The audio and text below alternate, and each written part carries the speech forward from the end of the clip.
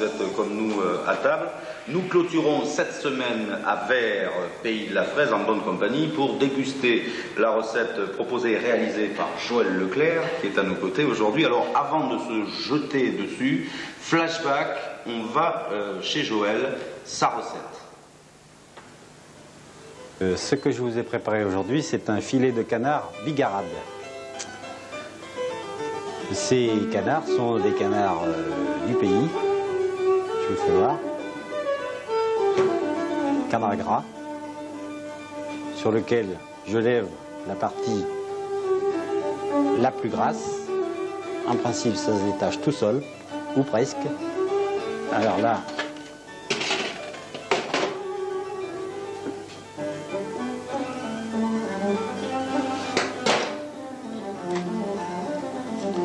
comme ceci. Et la recette consiste à ouvrir donc cette partie charnue, comme ceci.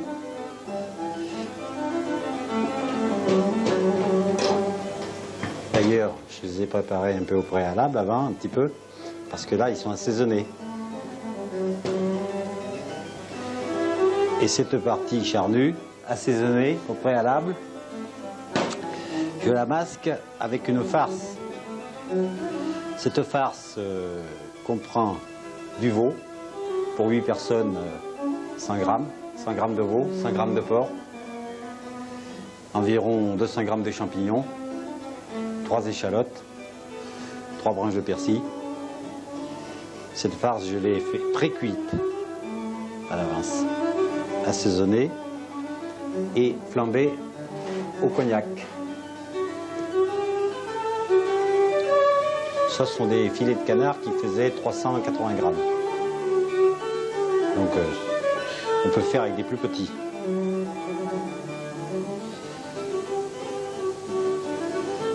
Comme ça.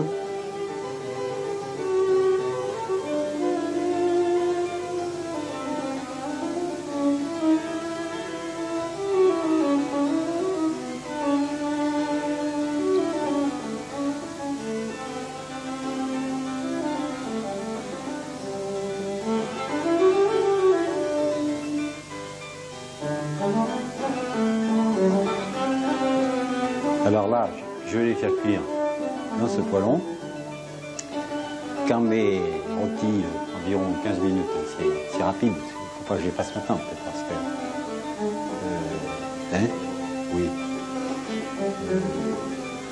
Et une fois qu'ils seront rôtis, j'aurai donc un sucre qui sera déposé. J'enlève tout le gras. Je déglace, c'est-à-dire que je mets 4 verres de vin blanc dans mon poêlon, ce qui va me servir à faire le fond de sauce. Ça va me servir à faire ça. Une purée de tomates,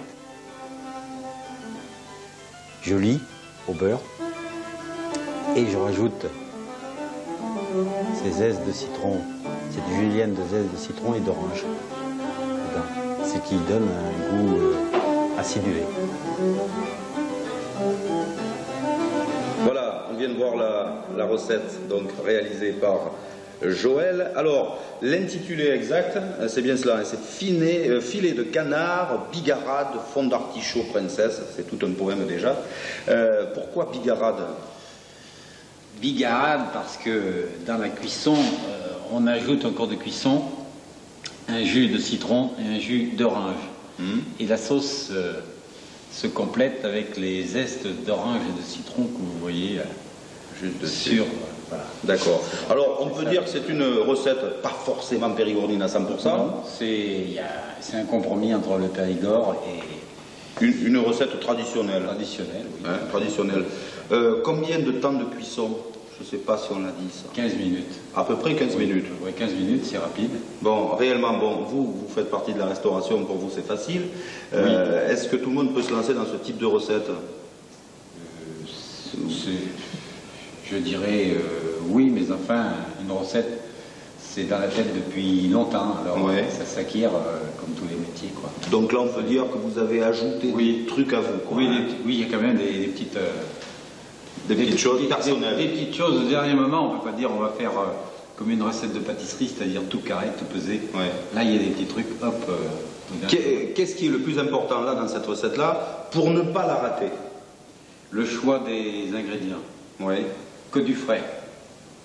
Que du frais. Que du frais. Voilà, vous avez bien entendu, que du frais. Que ce soit dans la viande, dans la farce ou dans les légumes, que du frais. Bien, voilà, c'était le mot de Joël, c'est le conseil de Joël. Nous, on va la déguster, on s'excuse, on va la déguster pour vous. On va terminer cette semaine à la fois, et puis ce repas, comme on le fait très souvent, c'est vrai, en Périgord, avec, vous savez, la tradition des compteurs. Alors parfois c'était en fin de repas, parfois c'était devant la cheminée. Bon, là, on n'a pas de cheminée. En revanche, on a un compteur, on a le repas, on a tout ce qu'il nous faut. Marcel est à nos côtés. Alors, Marcel, ben, je ne sais pas d'où il est. On dit il est de Saint-Albert, de Vers. Moi, je dirais simplement Marcel, du pays vernois, du Périgord. Ça vous va, Marcel? Ah, très bien, Thierry. Avec une petite anecdote pour terminer ce repas et la semaine ici. Ah, alors, puisque vous avez devant vous des magrets de canard, je vais vous raconter que moi aussi, il y a quelques années, j'avais essayé de me mettre gaveur de canard. Et j'avoue très sincèrement que je n'y suis pas arrivé. Mais, Thierry, j'avais une circonstance atténuante. J'avais un rhumatisme virulent au poignet droit. Alors, je vais vous expliquer, c'est que je ne pouvais pas gaver mes canards comme ceci, là. Et j'ai essayé de les gaver avec la main gauche. Alors, vous voyez, vous savez, un paysan, vous savez, on va jusqu'au bout de ses forces. Et je tenais mon canard comme ceci, et je me suis mis à tourner comme ceci. Je mettais le maïs dans l'entonnoir, je mets mon maïs dans l'entonnoir, et je tournais. Mais Thierry, je tournais à l'envers. Et au bout de 15 jours, j'avais des canards qui étaient raides maigres, mais maigres. Et je tournais, mais je disais quand même mes mélodies,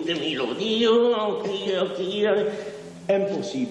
Alors, je suis allé voir un conseiller technique qui m'a dit, mais mon pauvre ami, tu n'as pas vu que tu tournais à l'envers, et en tournant à l'envers, et ton maïs, au lieu d'aller dans le jabot du canard, eh bien, il restait dans ton truc.